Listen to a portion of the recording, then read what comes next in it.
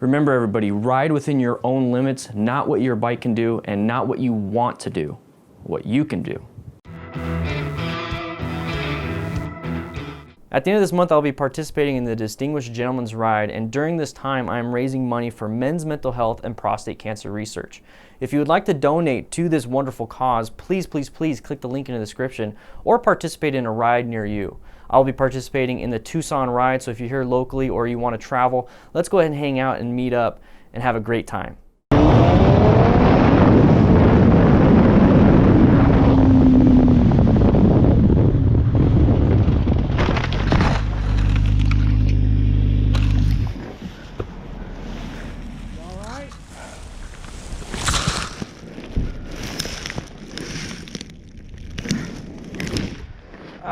All right, everybody, what went right, what went wrong, and how we can use that information to prevent an accident for ourselves. I'm going to go ahead and point out some of the things that went right. He's wearing gear. I like the fact that he's wearing gear. Remember, @GAD, everybody, all the gear, all the time. That is what went right, okay? So we're not here just to nitpick. We're here to learn from everything. Now let's go ahead and move on to what's wrong, because that's the only thing I can find. If you guys can find anything else that went right, please write it in the comments. What went wrong? Well, he wasn't paying attention to the road sign. So if we scroll up here, there's going to be a road sign that's going to indicate, hey, it's going to be a sharp left turn. Let's take this at about 25 miles an hour. That is something you want to start using. So remember, road sign clues are a major portion of riding. Okay, this is going to give us a really good heads up of what's about to happen. So about this point in the actual video, you're going to hear the audio. He's going to actually increase his speed. You can hear the engine start activating even more, and he's going to increase his speed. And what happens when you increase your speed into the turn is the bike wants to stand up even more and more and more. So bad body positioning in this situation also, you can see how the bike is leaned over, but the head isn't. I go over body position in a previous video. If you want to check that out, please do so. I'm going to have something pop up on screen of me doing proper body positioning. And that is what you want to do. Remember, keep your body in between the bike and the ground as much as possible. That way your bike is more upright, where your suspension and you have more traction. All these different things where the bike is doing its best. Now, we can go ahead and move off to the side and lean over, and we'll have great body positioning. And the gravitational forces of us leaning over is going to help us turn. There's a bunch of stuff. A lot of it's advanced. So I highly recommend taking an MSF advanced course to learn more about that. But right here we have somebody riding outside of their limits, as you can tell just based on the body position and the fact that this road is actually relatively not very sharp. It's not really that sharp of a turn. It's not this sign right here on the top right. It's this sign up on the top right. So it's not a 90-degree turn. It's just a, hey, slow it down, keep an eye on it.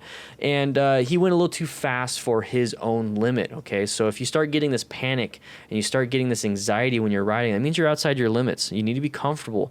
And the only way you get comfortable is that if you get confident. Now, so there's a lack of confidence in this situation. And the way you can build your confidence is that you're going to start practice. Don't practice at your maximum limit. Practice sub-maximally. So ride always at 70 to 80% of your max. That way you have that 20 to 30% of buffer space to where you can use evasive maneuvers if you possibly can. You don't work out every day and then you max out on bench press. You don't do that every day. What you do is you build up to the point where, you know what, 6 months from now, you're repping your max. You know what I mean, guys? That's what you want to do with motorcycling. You don't want to max your riding every single time. You want to make sure that you are actually being sub-maximal. That way you're constantly building upon your skills with good practice, okay?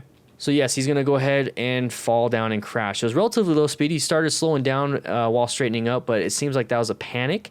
Thankfully, we have somebody that's going to stop by and render aid. Now, if you want to learn how to render aid to a motorcyclist that has crashed, make sure you join accidentscene.org and sign up. Road Guardians is a wonderful charity that puts on accident scene management classes, and I am an accident scene management instructor. So this would be very good for you as a bystander or even somebody that is witnessing a crash to render aid if there was ever an incident. So you might want to check that out. But yes, let's go over what we learned, okay? So lack of confidence is going to play a huge role in this, okay? Let's make sure we build our confidence by riding at 70 to 80% of our max skill.